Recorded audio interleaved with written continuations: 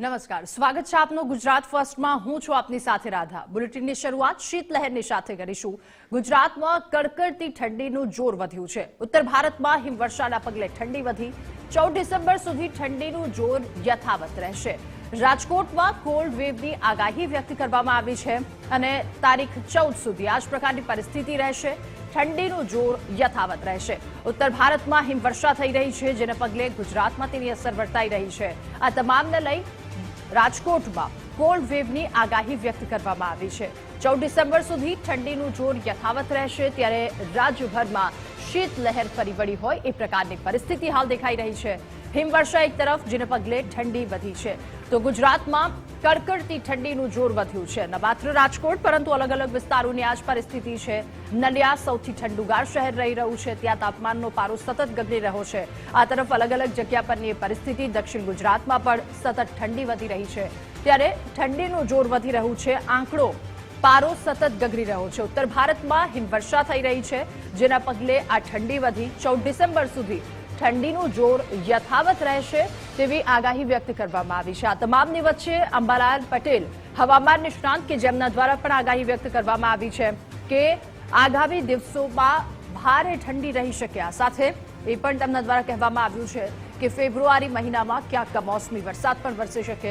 ત્યારે રાજ્યમાં કોલ્ડ વેવની આગાહી વ્યક્ત કરી દેવામાં આવી છે। અલગ અલગ જગ્યા પરની પરિસ્થિતિ શું છે એ પણ જાણવાનો પ્રયાસ કરીશું, પરંતુ શા માટે? તો ઉત્તર ભારતમાં હિમવર્ષાના પગલે આ ઠંડી વધી છે। 14 ડિસેમ્બર સુધી હજુ ઠંડી યથાવત રહે એવી શક્યતા વ્યક્ત કરવામાં આવી છે। ત્યારે રાજકોટમાં કોલ્ડ વેવની આગાહી વ્યક્ત કરવામાં આવી છે, તો હજુ ઠંડી વધી શકે છે। ગુજરાતમાં કડકડતી ઠંડીનું જોર વધ્યું હોય એ પ્રકારની પરિસ્થિતિ છે।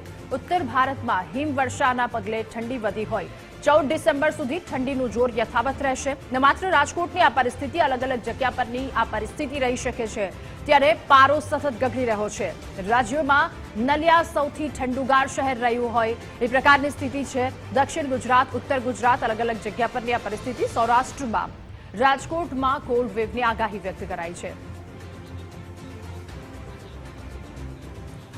અને વધુ માહિતી મેળવીશું જામનગર અને ભાવનગરમાં કે પ્રકારની પરિસ્થિતિ છે। ભાવનગરથી કૃણાલ આપણી સાથે લાઈવ જોડાયા છે અને જામનગરથી નથુ આહિર આપણી સાથે જોડાયા છે। કૃણાલ, ભાવનગરની હાલની પરિસ્થિતિ શું? રાજકોટમાં તો કોલ્ડ વેવની આગાહી વ્યક્ત કરી દેવામાં આવી છે।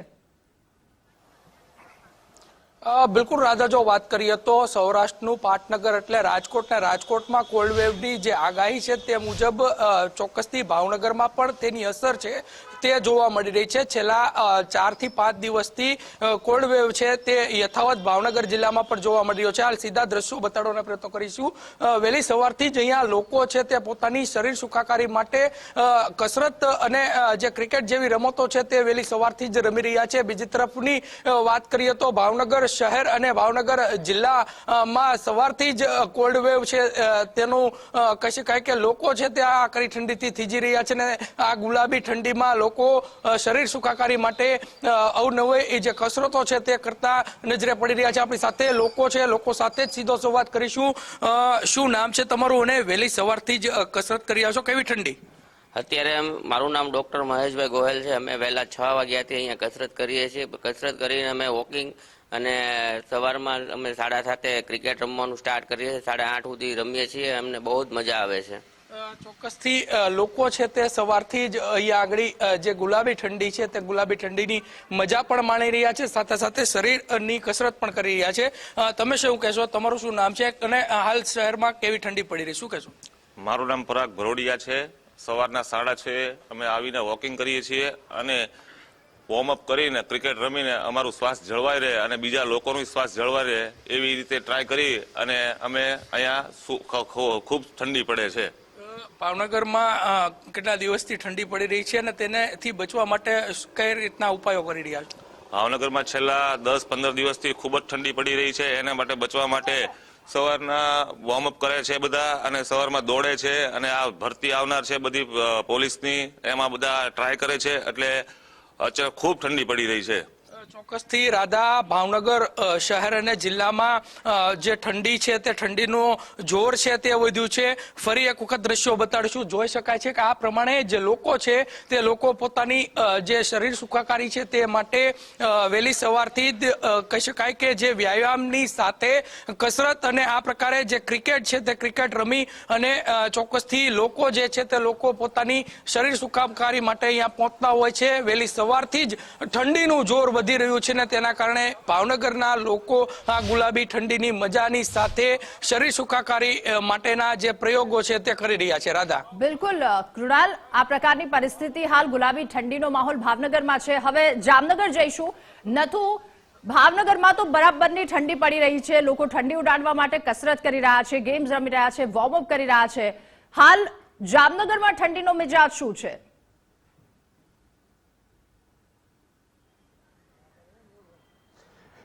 રાધા, છેલ્લા 4 દિવસથી ઉત્તર ભારતમાં પડી રહેલ જે હિમવર્ષાના કારણે ખાસ કરીને ગુજરાત પર અસર થવા પામી છે અને છેલ્લા 4 દિવસથી કોલ્ડ વેવનું પ્રમાણ વધતા ઠંડીનું પ્રમાણ વધ્યું છે. જામનગર શહેરમાં સવાર સાંજ જે છે તે જનજીવન પર તો માઠી અસર પડી છે, પણ રસ્તા પણ સુનસાન બની જાય છે. અત્યારે આપણે છીએ જામનગરના લાખોટા તળાવ પર કે જ્યાં શહેરીજનો આ કડકડતી ઠંડીનો અહેસાસ કરી રહ્યા છે અને પોતાના સ્વાસ્થ્ય માટે જે છે તે વોકિંગ કરી રહ્યા છે. જોઈ શકાય છે આ જામનગરના શહેરીજનો છે કે જે દરરોજ તો આવે જ છે, પરંતુ નિત્યક્રમ મુજબ જેમ ઠંડીનું પ્રમાણ વધ્યું છે તેમ સ્વાસ્થ્ય જાળવવા માટે આ લોકો વોકિંગ કરી રહ્યા છે, સાથે સાથે જે જોગિંગ અને રનિંગ પણ કરી રહ્યા છે. જોઈ શકાય છે આજ શહેરીજનો છે. આપણે શહેરીજનો સાથે વાત કરવાનો પ્રયાસ કરશું.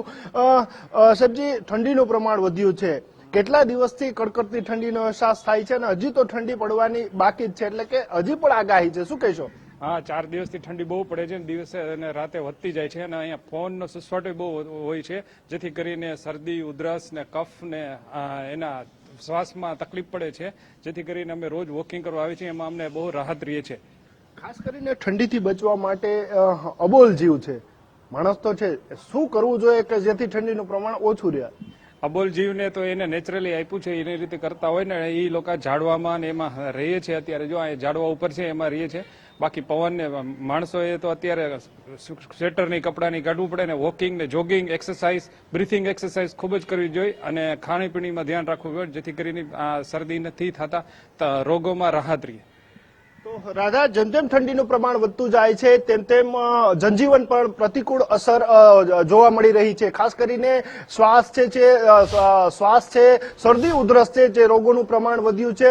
સાથે સાથે હજુ પણ જે છે કડકડતી ઠંડીની જે આગાહી છે તે કરવામાં આવી છે, એટલે કે હજી ઠંડીનું પ્રમાણ વધશે. પરંતુ જામનગરની વાત કરીએ તો સવાર સાંજ છે તે ઠંડીનું પ્રમાણ વધતા જ રસ્તાઓ સુમસામ બની જાય છે. તો રાત્રે જે છે તે સાવ એમ માનો કે કર્ફ્યુ જેવો માહોલ હાલ જે છે તે જામનગરમાં દેખાઈ રહ્યો છે. જી રાધા, બિલકુલ, જામનગર અને ભાવનગર બંને જગ્યા પર કડકડતી ઠંડી ગુલાબી માહોલ દેખાઈ રહ્યો છે. આભાર નથુ, કૃણાલ, આ બંનેનો તમામ વિગતો સાથે જોડાવા બદલ. તો શીત લહેર રાજ્યભરમાં વ્યાપી છે. જામનગર અને ભાવનગર બંને જગ્યા પરનો માહોલ જોયો, ત્યાંના લોકો કે તેઓ શું કહી રહ્યા છે.